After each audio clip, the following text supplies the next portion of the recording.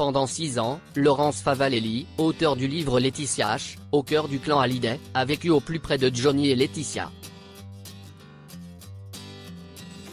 Interrogé sur l'affaire du testament du taulier par Thomas Soto ce jeudi 27 novembre sur RTL, cette ancienne proche du couple a affirmé que Johnny n'a jamais été manipulé. Il a fait lui-même le choix de déshériter ses enfants.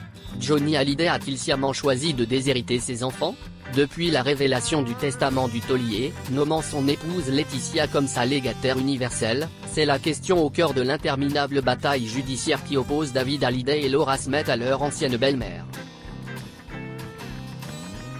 Pour certains, le rocker aurait été manipulé par sa femme qui aurait tout fait pour l'éloigner de ses deux aînés.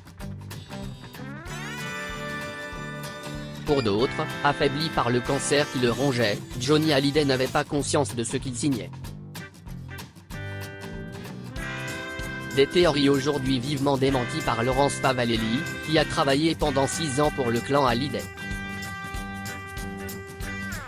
Après avoir assisté le manager du taulier Sébastien Parent de 2012 à 2015, Laurence Favalelli est devenue l'agent artistique de Laetitia Hallyday pendant 3 ans. Avant de claquer la porte fin 2018. De cette expérience au plus près de Johnny et Laetitia, elle a fait un livre, Laetitia H. Au cœur du clan Hallyday, qui paraît ce jeudi 28 novembre aux éditions Michel Lafon. L'ex-agent y brosse un portrait sans concession de la veuve du rocker, une femme oisive et dépensière qu'elle décrit comme obsédée par la mise en scène de soi et régulièrement humiliée par son mari. Il y a pourtant un point sur lequel Laurence Favalelli vole au secours de son ancienne patronne.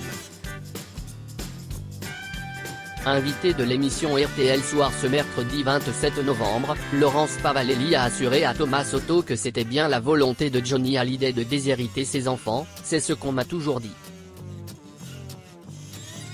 L'ex-agent de Laetitia réfute avec véhémence l'hypothèse selon laquelle la maman de Jade et Joey aurait pu influencer le rocker et le couper de ses enfants. Johnny, ce n'est pas quelqu'un qu'on influençait. Ce n'est pas quelqu'un à qui on a fait signer un bout de papier en lui forçant la main. Il avait toute sa tête.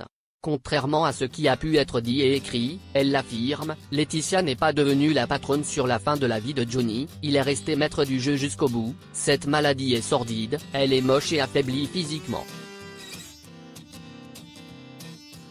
Mais elle n'affaiblit pas le cerveau. Il était là. Un témoignage qui vient renforcer ceux d'autres proches du taulier, qui affirment depuis longtemps que le rocker savait ce qu'il faisait.